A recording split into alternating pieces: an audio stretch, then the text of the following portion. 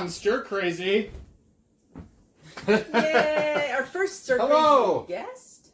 Yeah, our first guest. So, what are you drinking, Andy? Coffee with a little bit of cream in it. Okay. No booze, eh? I think it's a little late for coffee for us. Whoa, your hair is so long. Oh, what do you got there? Oh. So this is some of my homemade Kahlua. Oh, nice. All right. So maybe I could put some of that in. There you go. Yeah. But I do have everything to make a gin flip. Oh, wow. Okay, well. Hmm. I'm trying to think. We made your gin flip before. It was really good. I tried it with the fake egg whites that you may have seen. It actually worked out pretty well. You probably have plenty of eggs, so you're not too worried about it. But it was more for science than anything. Are you short on eggs? No, actually, I just went to this. Ah, okay. I just figure you probably have a bunch, but I've been avoiding going to the store as much as possible. Should we introduce Andy? Yeah. Well, go ahead. I'll get us a Kahlua drink going. Okay, Talk cool. with Andy. All right. This is my friend. This is our friend Andy Hazzard. Hi, Andy. I haven't seen you in so long. And you live in Pecatonica. I know I miss you. I miss you too. She is a kick-ass farmer. I'm trying to think of what should I say about, what else do people need to know about you, Andy? Well, I've been many things. I've worked in the landscape industry, native restoration, vegetable farming, currently a grain farmer. I was an artist for a while. Yeah, a little bit of a Jill of all trades. And you bring all those things together in your daily life because you're just cool like that. I actually have I have 2 pieces of Andy jewelry, 2 necklaces that I got from you long ago. And I still wear them. So there. Yeah. I should be wearing one now. Night. Yeah.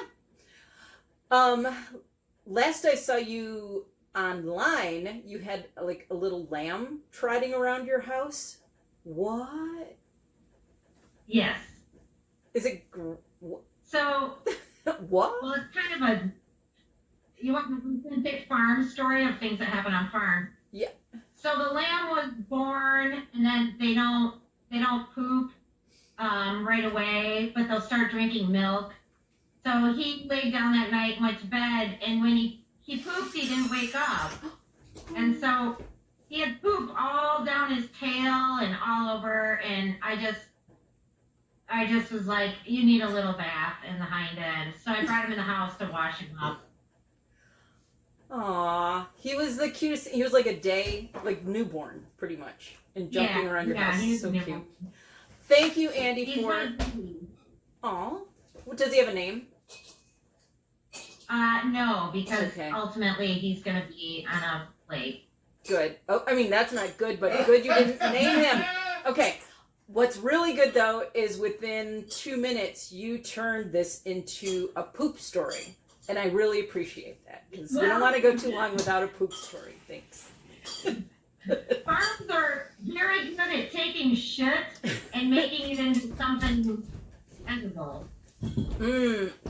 Yes. Unlike people who are not farmers, you would not want to hand them a pile of shit and say, make me something edible. Because they'll just mold it into a pie, and that'll be horrible. But a farmer...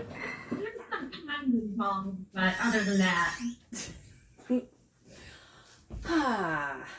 So, Austin, what are you bringing in here? Just some ingredients. I'll make a drink, and this will be an impromptu one, but it's perfect. Keep going. So, Andy, you made Kahlua, homemade Kahlua. How do you do that? Well, a friend of mine, another farm story. A couple years back, there was a young farmer down in central Illinois, and he and his brother started making vodka out of their wheat. And at any rate, they were raising cattle at the time, and they wanted heirloom corn, so I gave them a bunch of bloody butcher corn seed. Beautiful. And then they started growing a lot of it, and it got wrapped up into a deal with one of the Chicago museums, where the museum was making their own line of liquors. He brought me a bottle because it had my corn in it, and I used some of that to make the Kahlua. Yeah, sugar, instant coffee, vanilla, and thyme. You predicted my immediate follow-up question. She's good. So I brought in some ingredients for a couple of Black Russians and a Black Russian with cola, which I know Sue won't like, but we'll make them both. Okay. So if I believe, I'm just going to eyeball this one. I didn't double check the measurements, but I'm pretty sure we'll do all right. It said 40 mils, so I'm assuming it was equal parts Kahlua and vodka for a Black Russian. Okay. Now, this is travel week after all. Now, you may want to add milk to yours, and then it would be a White Russian. Okay, I'm going to stick with the Black Russians. Okay, right now. and then for me, it's the same thing, but with cola on top. Why would you do that? Because I like I think cola. they call that Colorado Bulldog. Wait, what is it? I think they call that a Colorado Bulldog. Oh, that could very well be. Oh. I'm not 100% on this. I am completely an amateur bartender. I've never been one professionally, so I am probably a terrible person to take drinking advice from, especially when it comes to recipes and whatnot, but that's the show. Yeah. Were you a bartender? I love it. You were a bartender at some point, weren't you, Andy? Yeah. One of the many skills and talents. Any fun bartender stories or favorite cocktails to share? Well, this one actually was given to me by the gin flip. Yeah. I think it was what was his name? I'll think of it in the middle. I can think of his last name, Doherty. At any rate, he made that one up. But we made one that also had gin, and it was essentially like a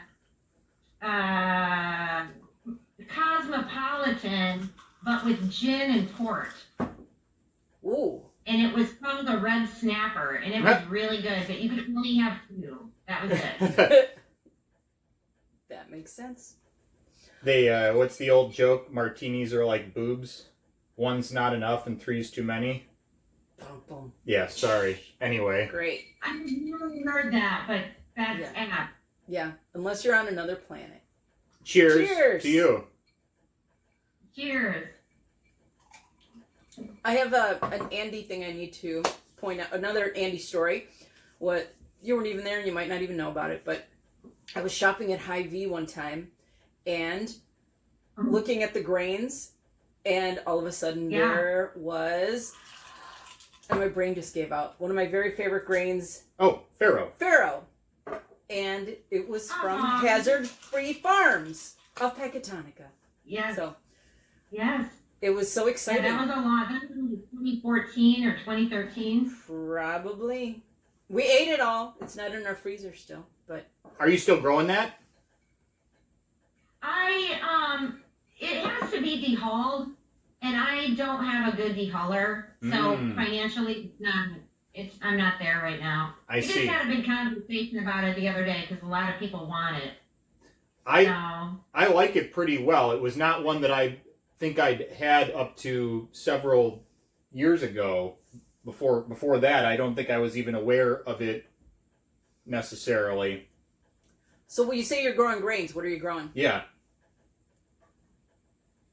So I listened to one of you guys the last time you got together and you went through your seed collection. Sure. And I was dying of laughter, Stu, when you were trying to pick out a seed to make wine. And you were getting brassica. We have our wine from 2012 right here. Now, I already made Kahlua drinks, but, I mean, we could get shitty. I don't... I have a little more work to do tonight. We could open it and then put it in the fridge, too, but I made my wine in beer bottles, or I bottled it in beer bottles. I didn't make it in the beer bottles, but I'm going to show that off. Here, the folks at home can see how the heck yeah, this is confusing now with all these cameras going. All right, so there's that, and I don't know. Woohoo! So, yeah, it's from 2012. I have no idea. And this is made out of green tomatoes? Yeah, this is a green tomato wine, which seemed like a good thing to do to use them up. Yeah. Better than broccoli wine or broccoli Rob wine or... Yeah. Hey, don't knock it till you tried it.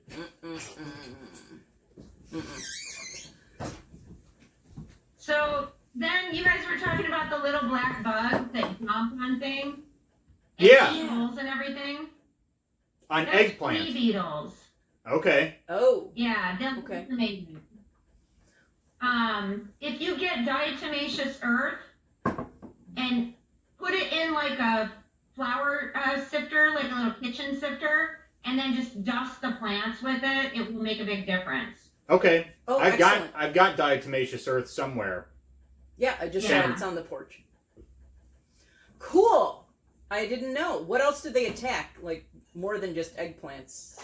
Yeah, a lot of the like bok choy and of course arugula and things like that. But arugula, it won't kill it. It'll just shoot holes in it. Oh. And I mean, they seem to really like eggplant for whatever reason. Huh.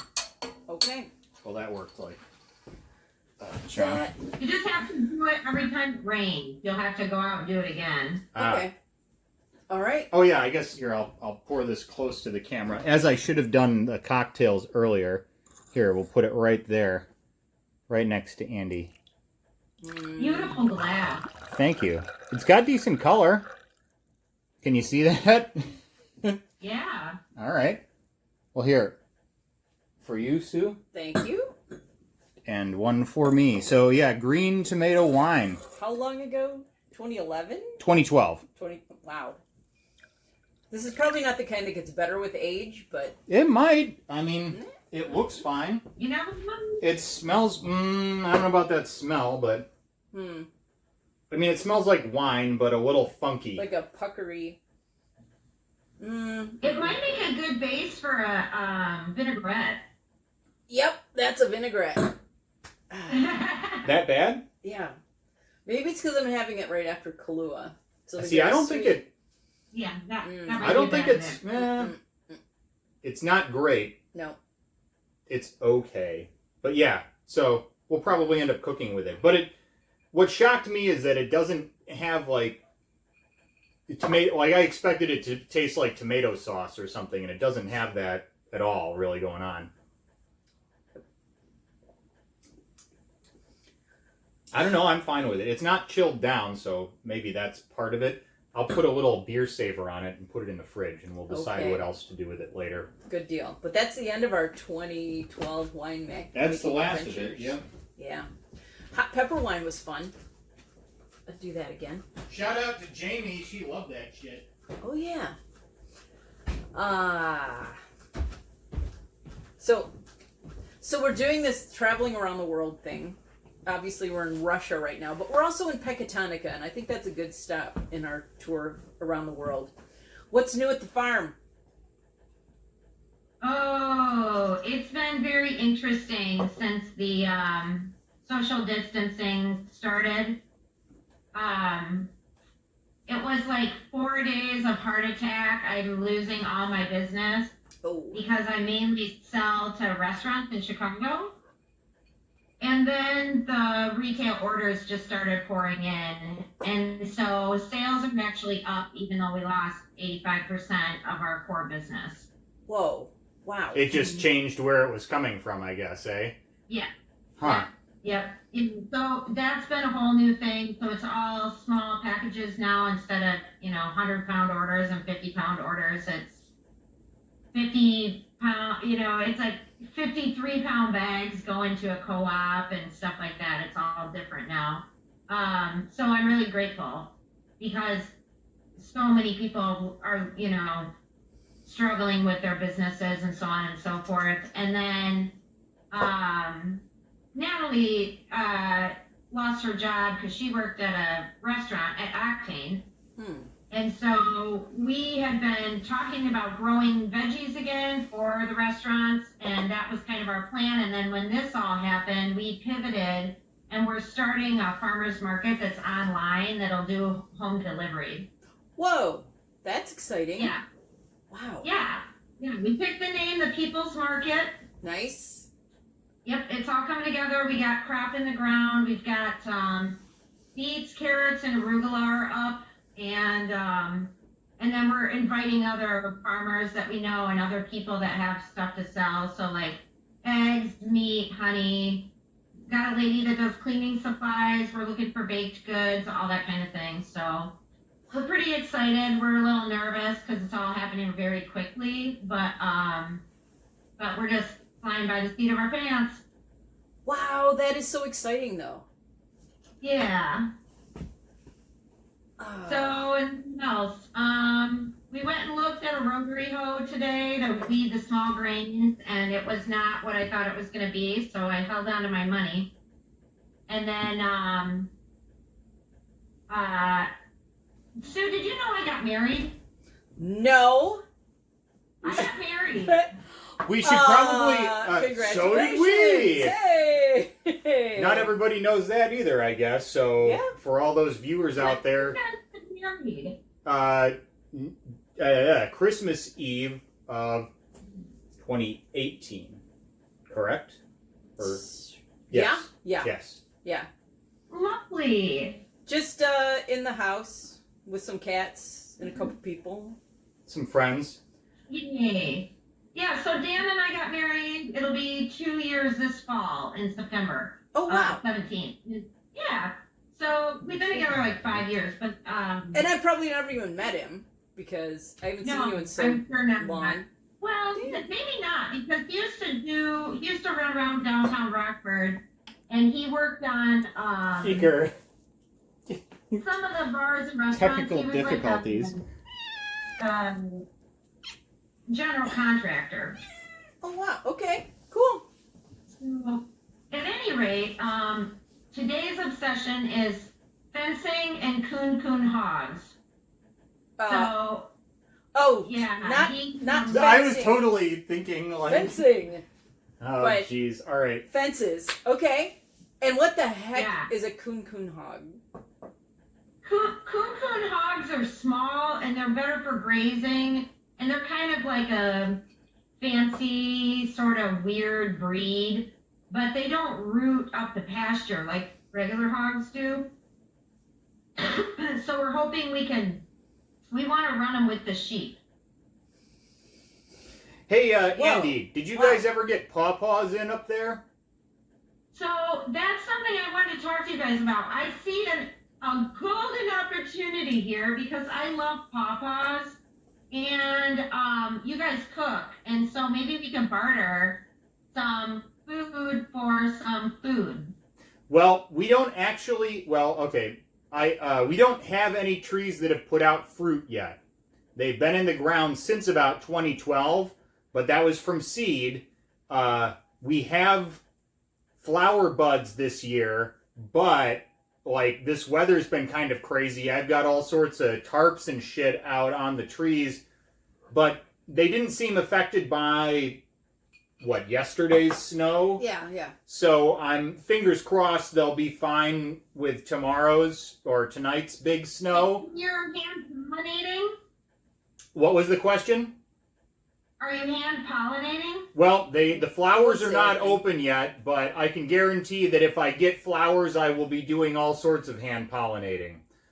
Gotcha. So we'll see. I'm not going to count my chickens before they're hatched or pawpaws before they're grown or whatever, because I have a feeling that, well, I'm just not going to say much more, but I just don't know if we're going to have fruit or not this year. If we do, it's probably going to be not a very large amount of them. But I have, we got places.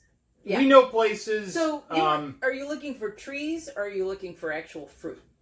Anything really. I just really love pawpaws, and then we don't have any, and we're collecting.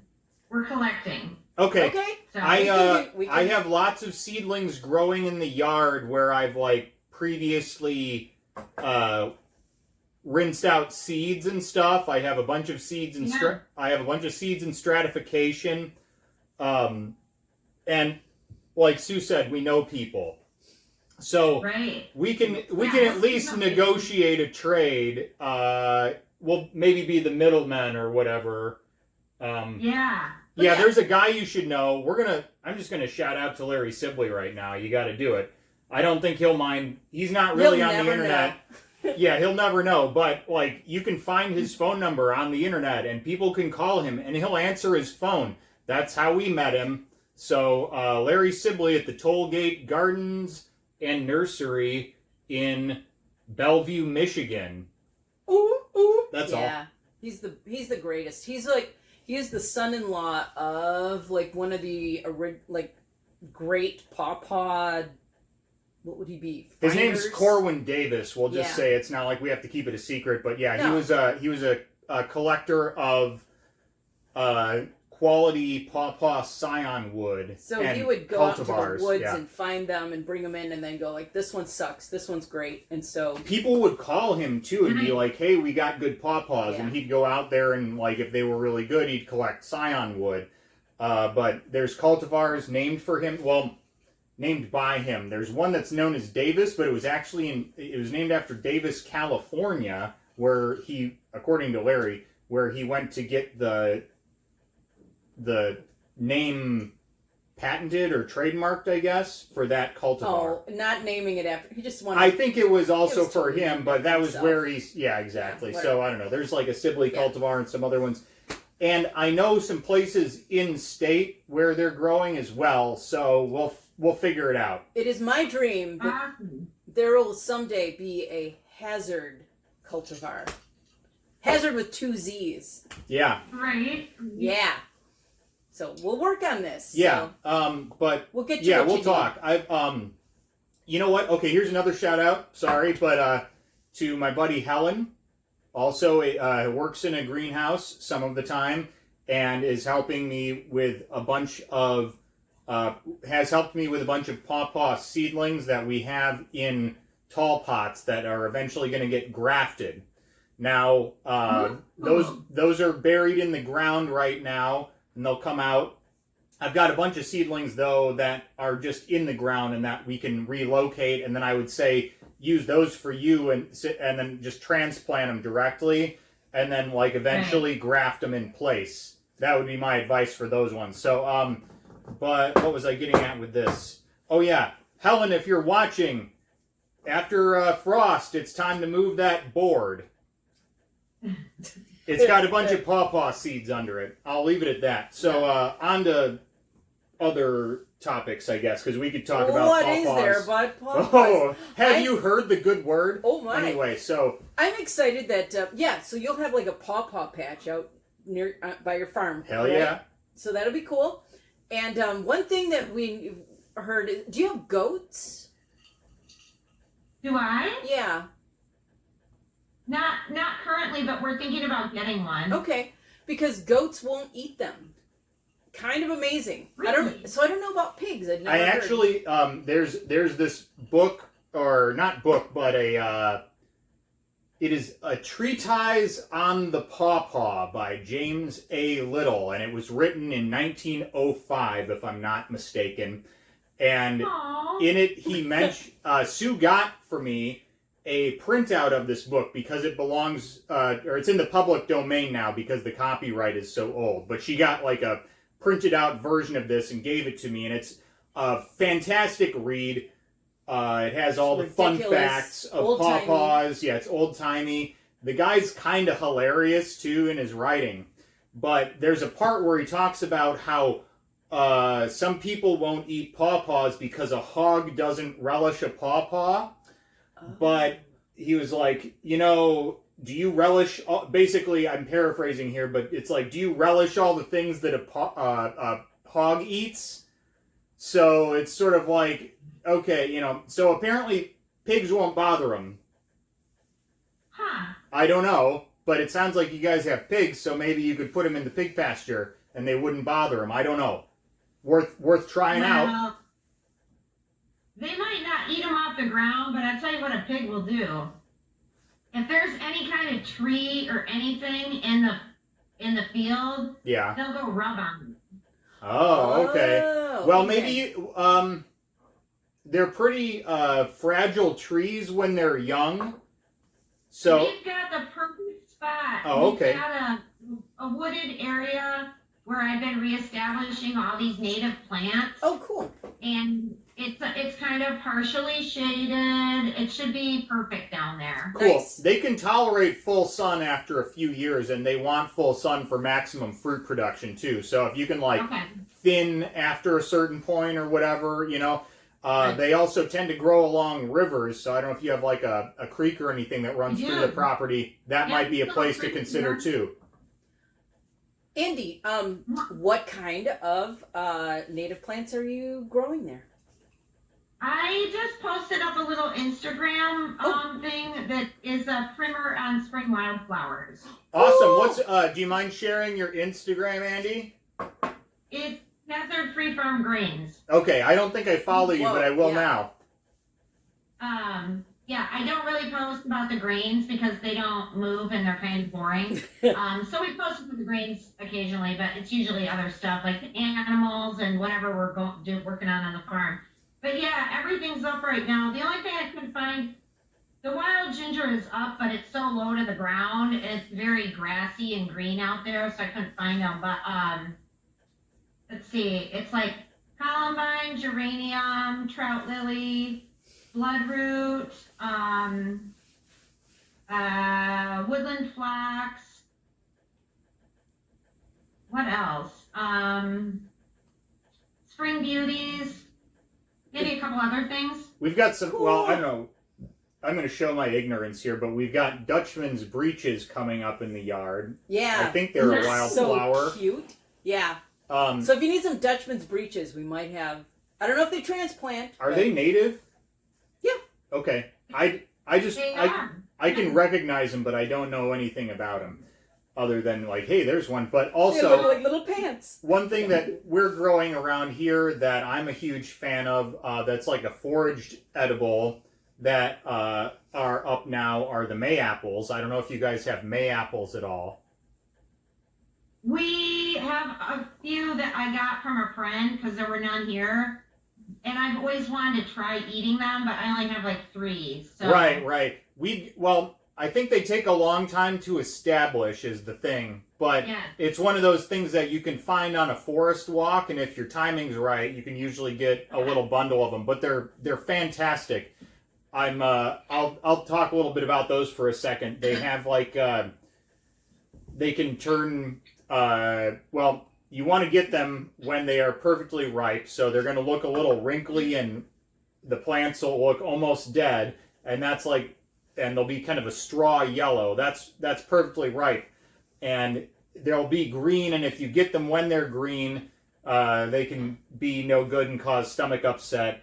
And you're not supposed to eat the seeds, but there's a lot of them. But if you get one that's good and ripe, I would equate it to like lemon, cucumber, Candy. yeah, that was the last thing I like. The grape candy specifically, like the flavor of like fake grape, like Nerds or something like that. Yeah. All those things rolled into one. You might have to fight raccoons for them, though. This is true. Yeah, raccoons do love them. They're a pain in the butt to process, but it's worth it. I'm imagining if anybody has a food mill, it's you. So you can run them through like a food mill like you would tomatoes, and that's a pretty good way to go about it. Yes. We did make some jam and we used it for that. Very cool. Do you guys eat like garden weeds and stuff like that? Like nettle and... When we know what to do, like purslane is one that we've used quite a bit because we get it in the yard a lot. We don't... nettle I have not eaten. I've been stung for the first time like a couple of years ago. But when can you actually eat nettle? Anytime, just wear a glove when you pick it. Okay, because when you cook it, it takes the sting out? Yeah, because you have the glove on. And then just drop it in hot water for, a minute. Oh, it's like borage. Okay. Yeah, really good. It's as good or better than like spinach.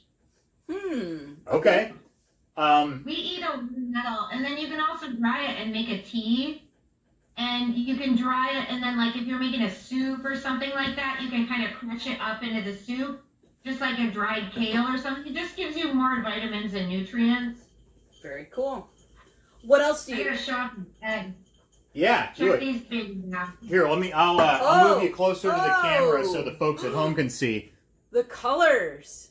Look at that, folks. They're green. Do you have green ones? I can't move. Oh wait, Yeah. I can. There we go.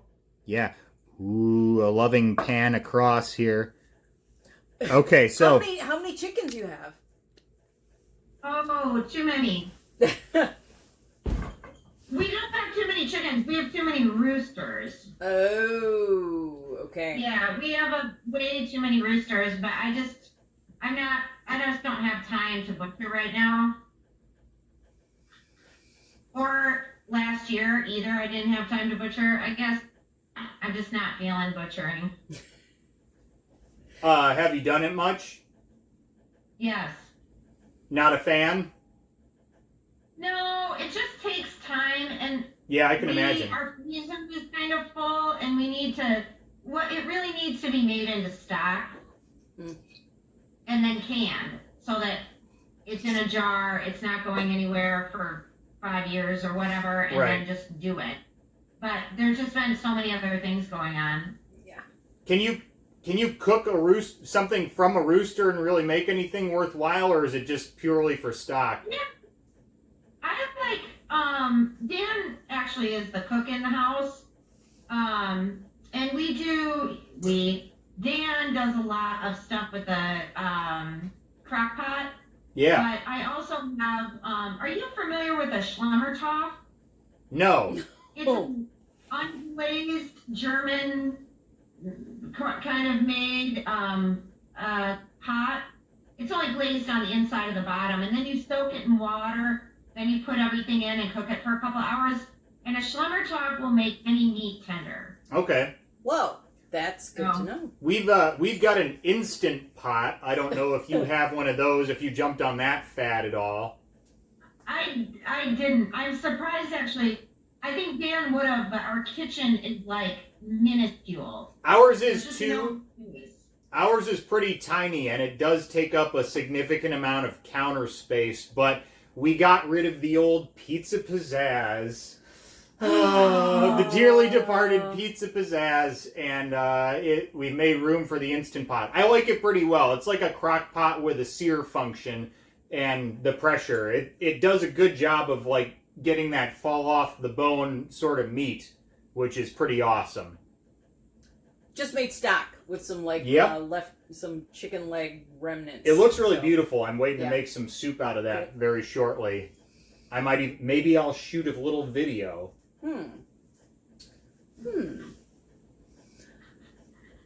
So what you drinking now, Andy? I just made gin flip. Oh, nice. Oh, what? You weren't even looking. Yeah. How did Sneaky. Yeah. So, hey, just remind everybody what's in your gin flip. Tell them how to make it real quick. Okay. 3 counts gin, 2 counts, or 5, depending on how strong of a drink you need. Some triple sec, a little Rose's lime, teaspoon of powdered sugar, and an egg and ice. Shake violently and strain and drink. I usually put an ice cube in it to slow myself down because they're easy to shoot. Yeah. So this is. Brian Doherty. I'm pretty sure it was Brian Doherty that got me hooked on these. And this was before they had like soda guns and all that kind of thing when they used to make drinks. They had flips and daisies and they'd have like and fizzes and all that kind of thing. Yeah. So sometimes they'd have the whole egg white, or egg yolk. Sure. And this was one of those things he was like, this is what little old ladies drink so they don't get a hangover. And it works. Oh. Huh. So the egg gives you a little sustenance and interesting. What uses an Yeah. egg yolk? I don't know. 'Cause I Prairie oyster. Oh. There's a fucking gross drink that I've never made.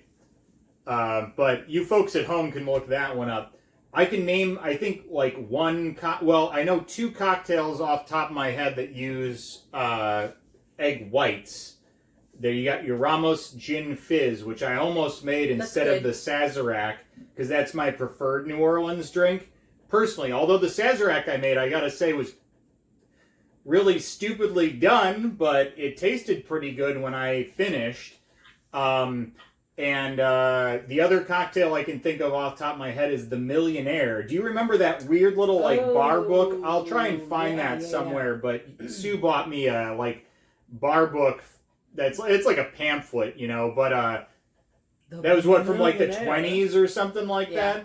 But there's a lot of That was back when everybody wanted egg in their drinks. But only a millionaire could afford it. Right. So sad. Do you just drink a straight Kahlua over there, Austin Clark? I was going to mix another one. Let me mix you another first. What would you... Do you want a White Russian? Do you want an egg in this?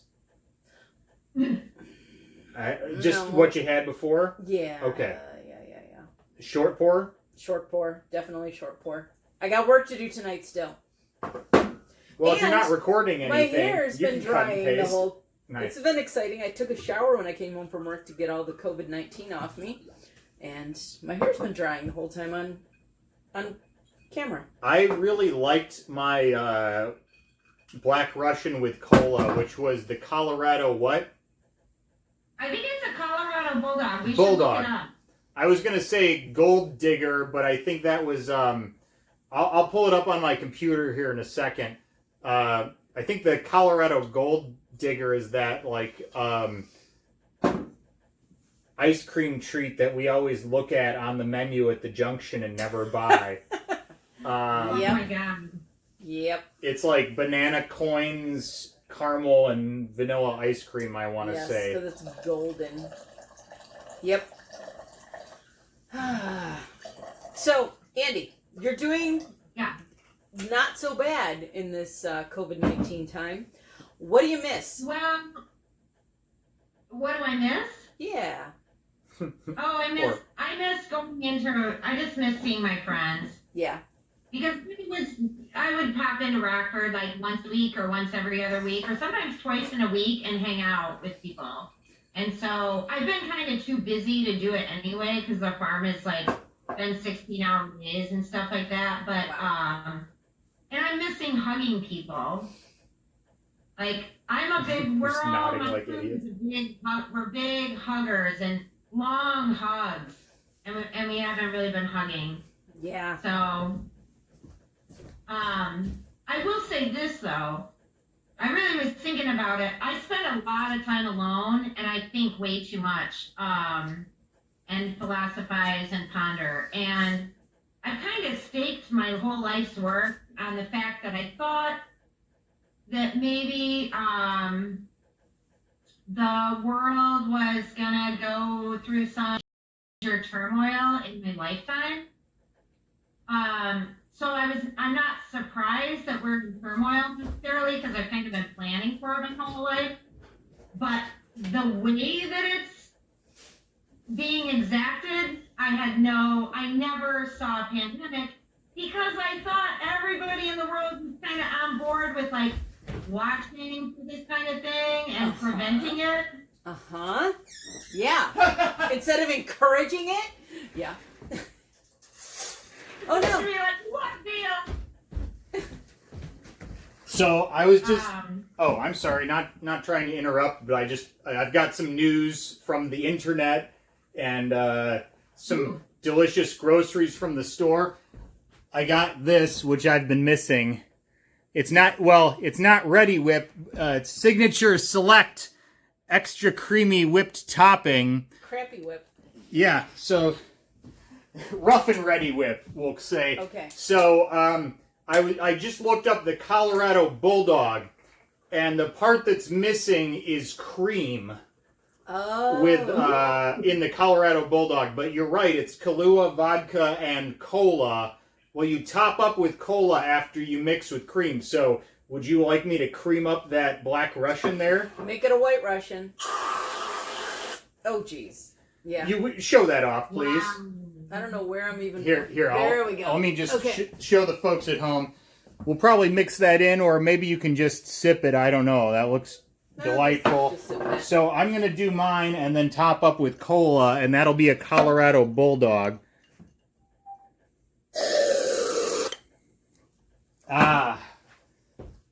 I'll err on the side of tasteful and not try to do any nitrous hits on Thank camera. you. Wait till you're off camera.